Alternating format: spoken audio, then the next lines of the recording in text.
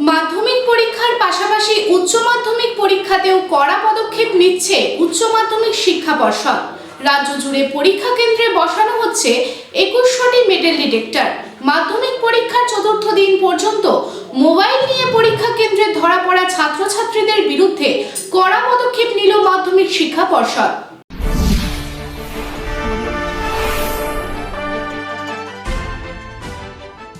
10ই ফেব্রুয়ারি থেকে চালু হওয়া মাধ্যমিক পরীক্ষা সুষ্ঠুভাবেই পরিচালিত হচ্ছে। ইতিমধ্যেই শেষ হয়েছে বাংলা, ইংরেজি, গণিত ও ইতিহাসের পরীক্ষা। মঙ্গলবার চলছে ভূগোলের পরীক্ষা। নকল এবং কোন রকম বিশৃঙ্খলাকে রুখতে কড়া পদক্ষেপ নিচ্ছে মাধ্যমিক শিক্ষা পর্ষদ। অন্যদিকে পুলিশ প্রশাসনের পক্ষ থেকেও জীবনের প্রথম বড় পরীক্ষা দিতে যাওয়া ছাত্রছাত্রীদের কোনো ধরনের অসুবিধা না হয় তা নিয়ে ট্রাফিকের বিশেষ ব্যবস্থা নেওয়া হয়েছে।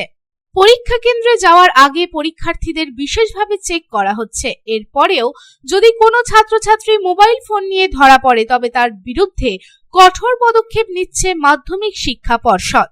ইতিমধ্যেই দুর্গাপুর, উত্তর দিনাজপুর, দক্ষিণ 24 পরগনা ও কোচবিহারে মোবাইল ফোন নিয়ে পরীক্ষা দিতে গিয়ে ধরা পড়ে পরীক্ষার্থী। দুর্গাপুরে মাধ্যমিক পরীক্ষার দ্বিতীয় দিনে নেতাজি হিন্দি হাই স্কুলে পরীক্ষা দিতে গিয়ে বহিষ্কার করা হলো এক ছাত্রীকে। ইংরেজি পরীক্ষার দিন পরীক্ষা শেষ হবার 2 ঘন্টার পর মোবাইল নিয়ে ধরা পড়ল সে।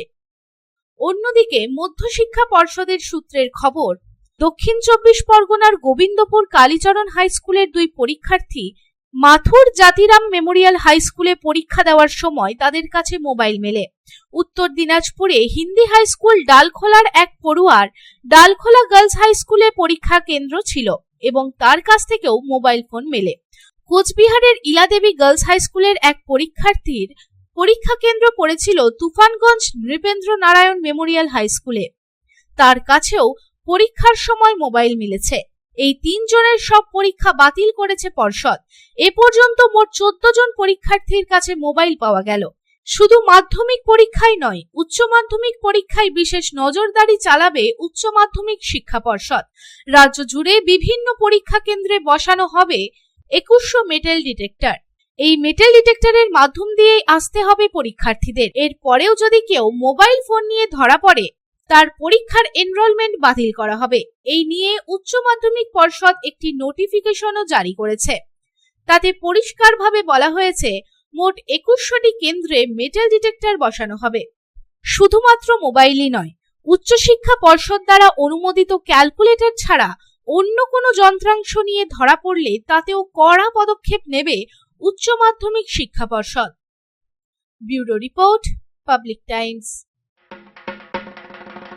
মোহন দি ফ্যামিলি স্টোর। বাতাসে শিউলি ফুলের গন্ধ মানেই মায়ের আগমনী। পুজোর কেনাকাটা মানেই Mohan. Mohan the family store, Asansol, Raniganj.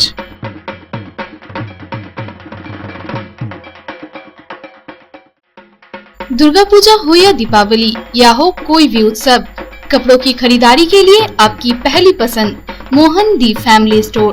एक छत के नीचे फैमिली की संपूर्ण खरीदारी और ब्रांडेड कंपनियों के गारमेंट्स का नाम मोहन दी फैमिली स्टोर, आसनसोल, रानीगंज।